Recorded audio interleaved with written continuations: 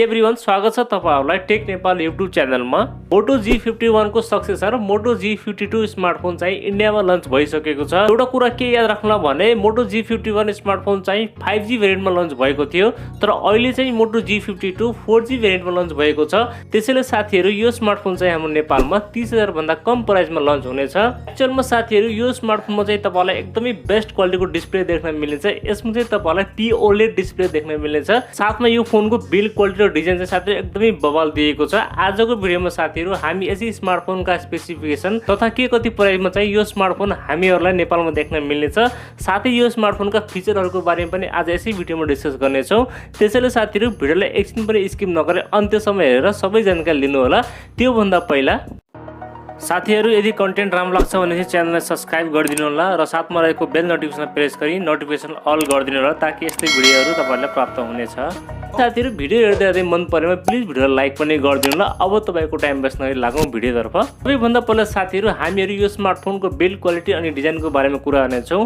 Build क्वालिटीको बारेमा कुरा गर्नु पर्दा साथीहरु यसमा चाहिँ तपाईलाई प्लास्टिक ब्याग र प्लास्टिक फ्रेम देख्न मिल्नेछ भने अगाडिपटि चाहिँ तपाईलाई ग्लास प्रोटेक्सन देख्न मिल्नेछ। अनि डिजाइनमा चाहिँ साथीहरु सेम टु सेम तपाईलाई मोटो G51 को जस्तै डिजाइन देख्न मिल्नेछ। पछाडी ब्याक साइडमा तपाईलाई टप लेफ्ट साइडमा ट्रिपल रियर क्यामेराको सेटअप दिएको छ, एउटा LED फ्ल्याशको साथमा भने बीचमा तपाईलाई मोटोरोला को लोगो देख्न मिल्नेछ र तलपटि चाहिँ तपाईलाई मोटोरोला ब्रान्डिङ देख्न मिल्नेछ र अगाडिपटि चाहिँ तपाईलाई सेन्ट्रल पन्चल कटरको साथमा डिस्प्ले देख्न मिल्नेछ।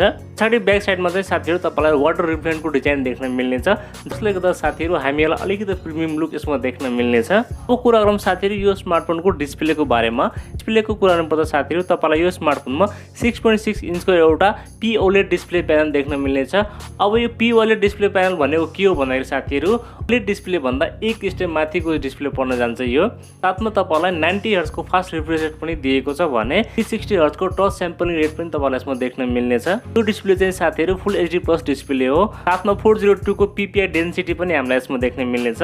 साथीहरु डिस्प्लेको क्वालिटी एकदमै बवाल रहेको छ। साथीहरु यसमा तपाईलाई भिडियोहरु हेर्नको लागि, मुभीहरु हेर्नको लागि एकदमै मजा आउँछ साथीहरु। किनभने साथीहरु यसमा तपाईलाई एकदमै एक्युरेट कलरहरु देख्न मिल्नेछ र साथै तपाईलाई यसमा गेमिङ पनि एकदमै मजा आउनेछ।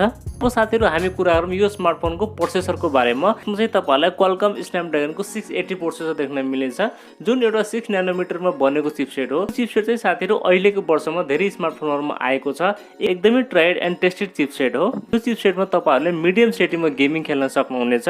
गेमिङको लागि भने यसमा तपाईलाई Adreno 610 को GPU दिएको छ। फेरि चाहिँ साथीहरु यसमा तपाईलाई Android 12 देख्न मिल्नेछ अनि यो स्मार्टफोनमा चाहिँ हामीलाई स्टक एन्ड्रोइड देख्न मिल्नेछ। हाम्रो स्टोरेजको कुरा गर्नुपर्दा साथीहरु यसमा चाहिँ तपाईलाई LPDDR4S को RAM टाइप र eMCP को स्टोरेज देख्न मिल्नेछ। यो भनेको साथीहरु UFS 2.1 देखि माथि र UFS 2.2 देखि तलको चाहिँ पर्न जान्छ। भेरिएन्ट चाहिँ साथीहरु तपाईलाई यसमा दुईवटा देख्न मिल्नेछ, एउटा 464 र अर्को चाहिँ तपाईलाई 6128 को भेरिएन्ट देख्न मिल्नेछ। अब साथीहरु हामी कुरा गरौँ यो स्मार्टफोनको क्यामेराको बारेमा। पछाडिपटि तपाईलाई ट्रिपल रियर क्यामेराको सेटअप देख्न मिल्नेछ। मेन क्यामेरा तपाईहरुलाई 50 मेगापिक्सल को मेन क्यामेरा, 8 मेगापिक्सल को अल्ट्रा वाइड र 2 मेगापिक्सल को तपाईलाई माइक्रो सेन्सर देख्न मिल्नेछ र अगाडिपटि चाहिँ तपाईहरुलाई 16 मेगापिक्सल को सेल्फी क्यामेरा दिएको छ। साथीहरु पछाडि र अगाडिको क्यामेरा तपाईहरुले 1080 को 30 fps सम्म भिडियो रेकर्डिङ गर्न सक्नुहुनेछ। प्राइसिङ अनुसार चाहिँ साथीहरु यसमा तपाईलाई एकदमै डिसेन्ट क्वालिटीको क्यामेरा दिएको छ। ब्याट्रीको कुरा गर्नुपर्दा साथीहरु यसमा चाहिँ तपाईलाई 5000 mAh को ब्याट्री देख्न मिल्नेछ, जसमा तपाईहरुलाई 33 वाट को फास्ट चार्जर चाहिँ तपाईले बक्समा पाउनुहुन्छ। ब्याट्री ब्याकअप भने साथीहरु तपाईलाई यसले आरामसँग 1.5 दिनको दिनेछ। अब साथीहरु सेन्सरहरुको कुरा गर्नुपर्दा साथीहरु यसमा तपाईलाई साइड फिंगरप्रिन्ट सेन्सर दिएको छ, फेस अनलक पनि देख्न मिल्नेछ, 3.5mm को ज्याक पनि दिएको छ, टाइप सी पोर्ट पनि दिएको छ र अर्को राम्रो कुरा के छ भने यसमा तपाईलाई स्टिरियो स्पिकर पनि दिएको छ। बाकी बेसिक सेन्सरहरु सबै यसमा तपाईलाई देख्न मिल्नेछ।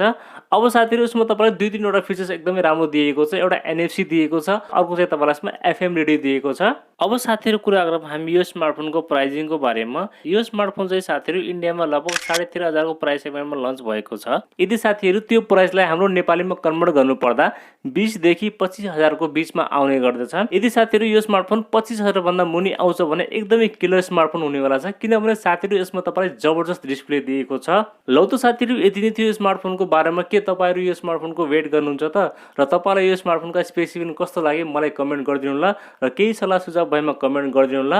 अनि भिडियो मन परेमा चाहिँ भिडियो लाइक गरिदिनु होला। नयाँ साथीभाइहरुले हाम्रो च्यानल हेर्दै हुनुहुन्छ भने प्लिज हाम्रो च्यानललाई सब्स्क्राइब गरेर जानु होला। अर्को भिडियोमा भेट्ने बाचा गर्दै आजलाई बिदा लिन्छु। हस्त धन्यवाद। जय नेपाल।